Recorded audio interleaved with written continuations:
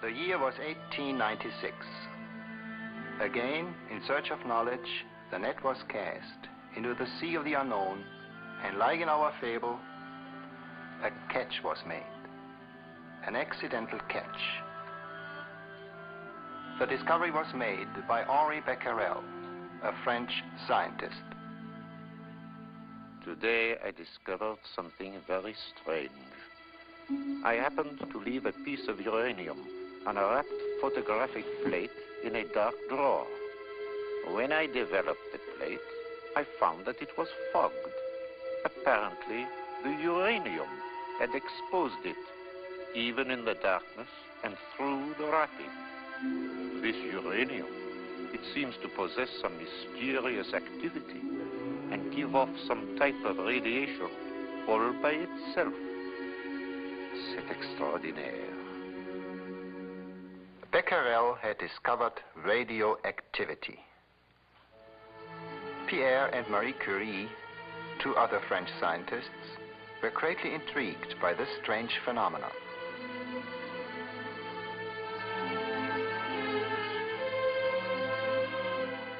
While seeking the source of the radiations from uranium, they discovered a new element, which gave off even stronger rays.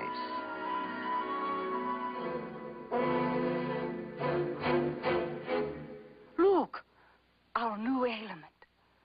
How radiant it is. It even glows in the dark. We should call it radium. Radium turned out to be a mysterious source of energy.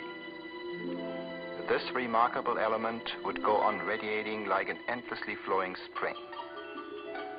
This was against all laws of science known at that time. How could this tiny mass contain so much energy?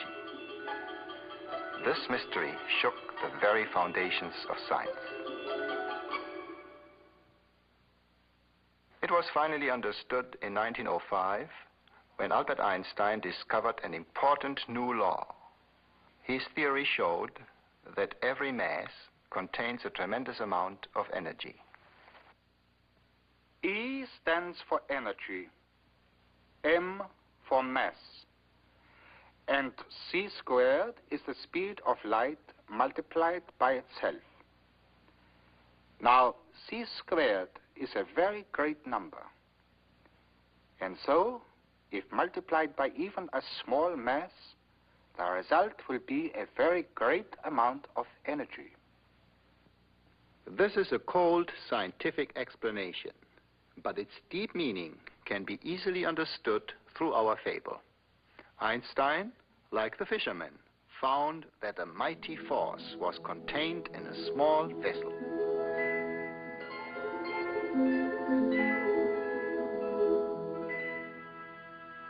Radium constantly releases tiny bits of its energy through radiation, a little bit every second.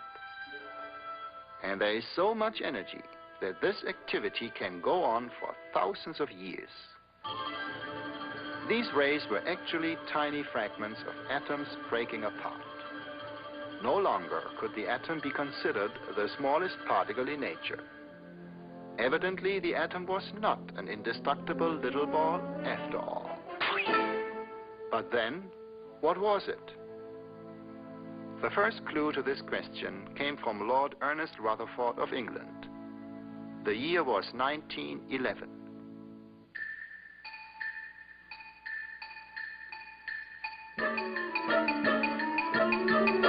Today, I use the fast-flying fragments of radium as tools to probe into the atom. I placed a small sample of radium inside a solid lead block. The lead absorbed all the rays except those that were allowed to escape through a small opening in the block. One might say it was a sort of atomic gun. To make the ray bullets visible, I used a fluorescent screen. For a target, I chose a very thin leaf of gold. But to my surprise, the bullets from my atomic gun passed right through the gold leaf as though it wasn't there.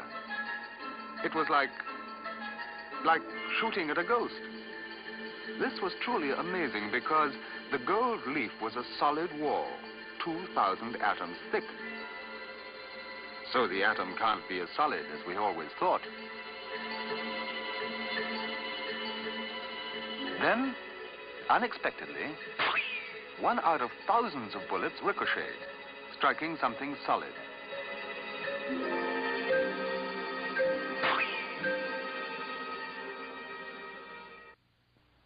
I can only conclude, then, the atom is mostly empty space, like a cloud or shell. But occasionally I hit something solid.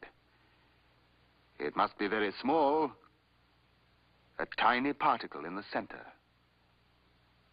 I shall call it the nucleus of the atom. With Rutherford's discovery of the nucleus, scientists began to understand how nature builds her atoms. The shell of the atom appears solid, just as a fast-whirling fan seems solid. Actually, the shell is composed of a whirling swarm of tiny electrical particles called electrons. They circle around the nucleus like planets around the sun. So the atom is like a tiny solar system. But scientists are ever curious. Like the fisherman who examined the vessel he had hauled ashore, they began to probe the atomic nucleus for its secrets.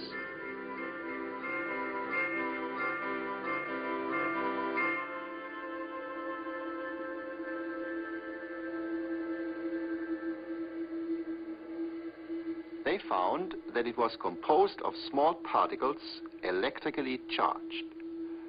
They called them protons, which means primary particles.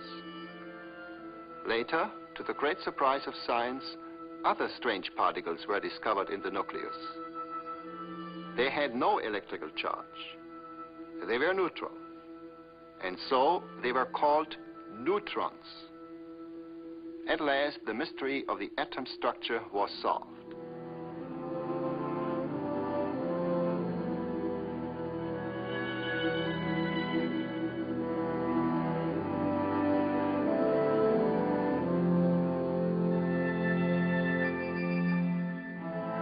How amazing nature is.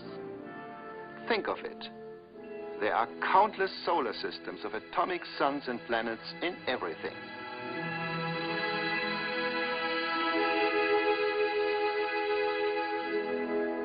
There's a whole universe in the tip of a pencil.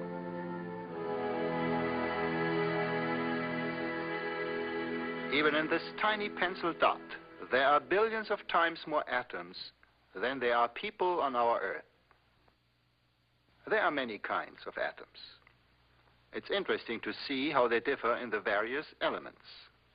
It's a fascinating study in numbers. Let's start with number 1. The simplest atom in nature. 1 proton and 1 electron give us the element hydrogen, a very light gas.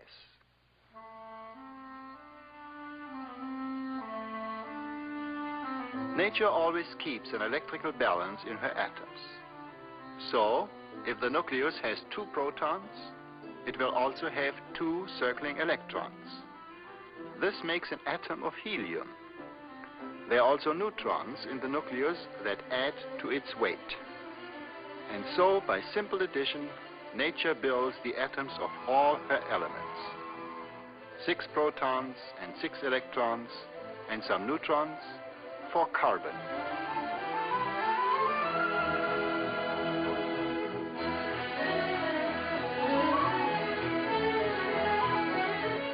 (16 and 16) for sulfur.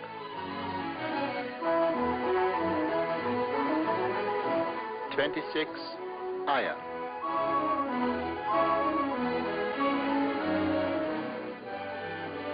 47 silver.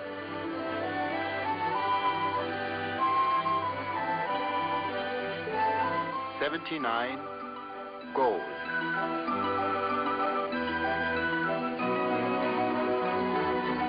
92 uranium the famous radioactive element.